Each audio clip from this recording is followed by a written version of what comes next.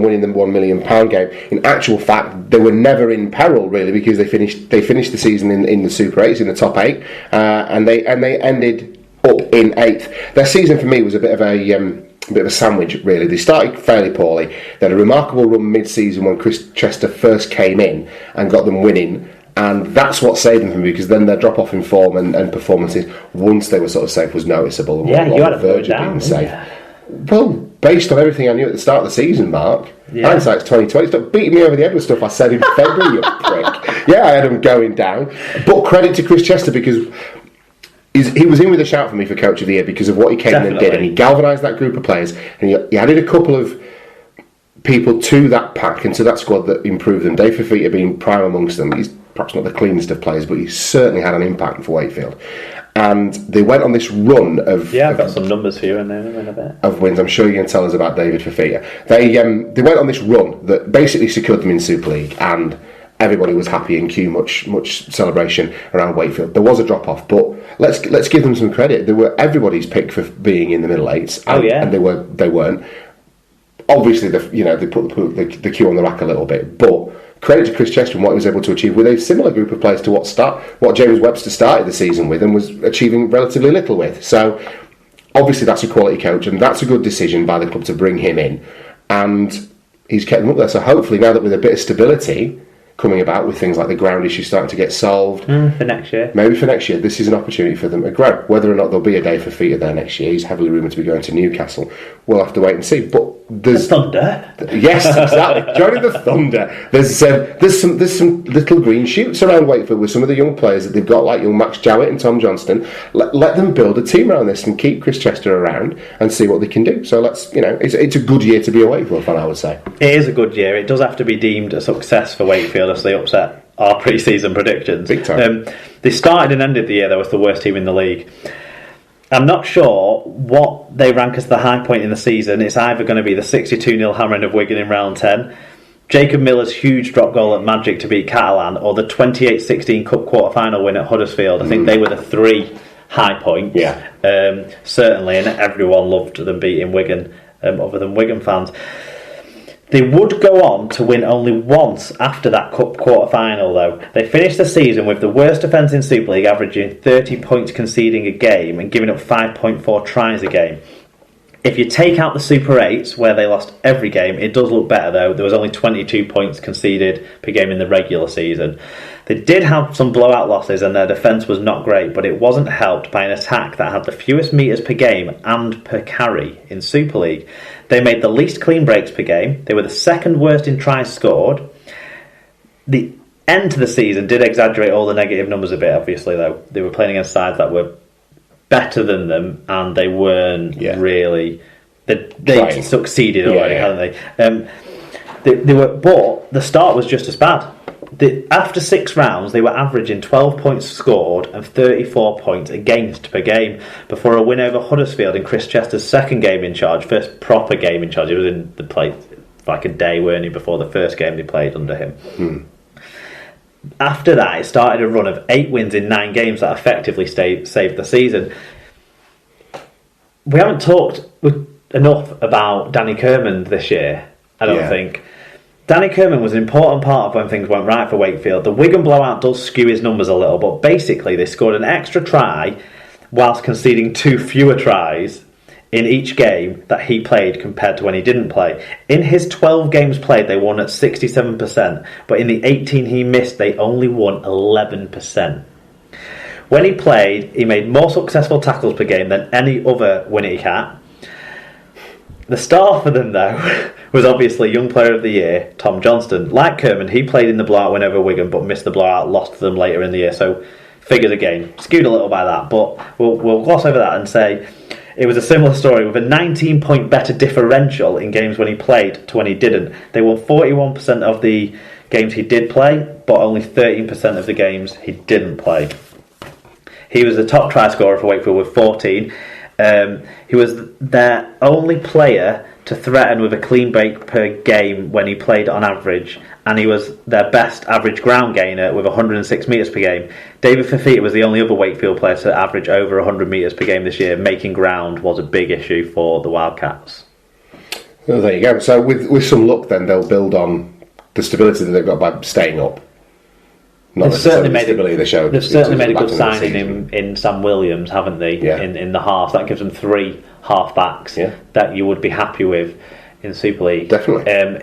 Interesting for me is how they find prop forwards that make ground. If they're losing their only prop forward who regularly make ground this season, that's a worry. Yeah, absolutely. Okay, let's move on to Warrington Wolves then, beaten in the grand final by your Wigan Warriors. Mark, you predicted that they would finish 5th overall, and I had them at 4th. In actual fact, they were our league leaders in the regular season, so a minor premiership for the Warrington Wolves in terms of the cup. I had them as winners. They got to the final. You had them as quarter finalists, so a runners up there. I'm going to put that as a minor win. Oh, you were definitely on it with the Wolves compared to me. I'll have it as a minor win for me. Rookie of the year, Lee Whitnell. He got in touch. Let's hear what Lee had to say. Hey lads, Lee Whitnell here, Warrington Wolves and Super League pod fan. I'm having to whisper because I'm recording this from Sean Wayne's ensuite bathroom. When he's asleep, I'm going to put his hand in a bowl of warm water and make him piss the bed. Sandra is going to go absolutely ballistic. Only joking, my kids are asleep in the room next door. Sean Wayne's bedwetting is absolutely nothing to do with me. Before I start my review, I just want to say thank you for the time you give to the podcast, boys. I can't tell you how much I look forward to Tuesday mornings since I found the SLP in March. And the off-season is going to be doubly hard now without Super League or the Super League pod. But enough of that, on with the review. I'm a newbie to rugby league, and the 2016 season is actually only my 3rd as a rugby league fan. It's my 2nd of going to the HJ regularly, and it's my 1st as a season ticket holder. So I haven't really gone through the agony of previous seasons like many of my fellow Warrington fans. So I think in many ways this season has been a bit of a rite of passage for me. It's not 1 but 2 trips back from major finals with the agonising bitterness of defeat. So if it wasn't for the fact that next year is our year, I could really let that get me down. Despite the Grand Final and Challenge Cup losses, I'm really grateful for the season that I've just experienced. We've played some amazing rugby at times, and when Sandow was in his pomp at the start of the season, he was unstoppable, and I felt really privileged to watch him week in, week out. I think Gidley's been a great addition to the squad, and he's done some great things. He's a fantastic organiser more than anything. And Clark and Hilly have been absolutely sensational every game. After that amazing start to the season, we lost our way a few times.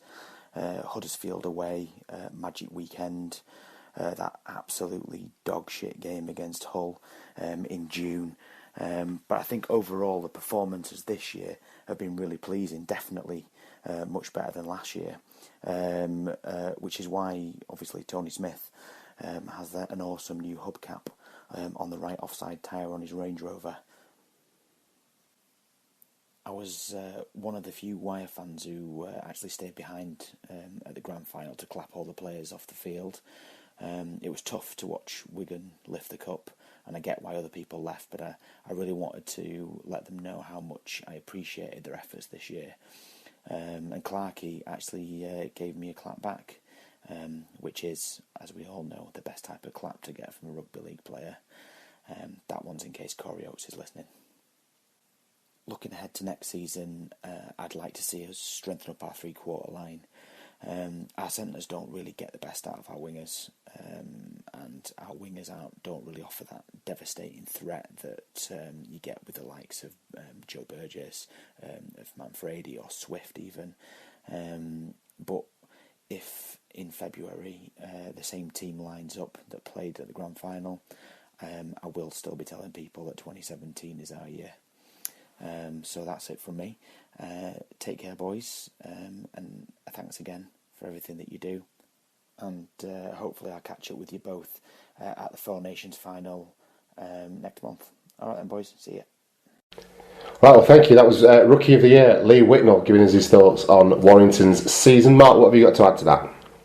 Well, I want to thank him for reminding me of that whole game. I'd managed to shift that error of fun out of my memory. That was quite something, wasn't it? Yeah. If anyone didn't catch the first part because Lee was a bit quiet, it's definitely worth rewinding, pumping the volume up on that, because that was classically. That was why he was Rookie of the Year. Stuff like that. That's it. Absolutely, he made himself stand out. Yeah, I'd say on Warrington, to be honest, grand final win or not, it probably was still their year this year.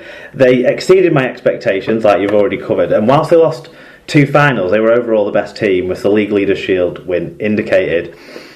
They finished the season with the second best attack and the best defence in terms of scoring points and tries.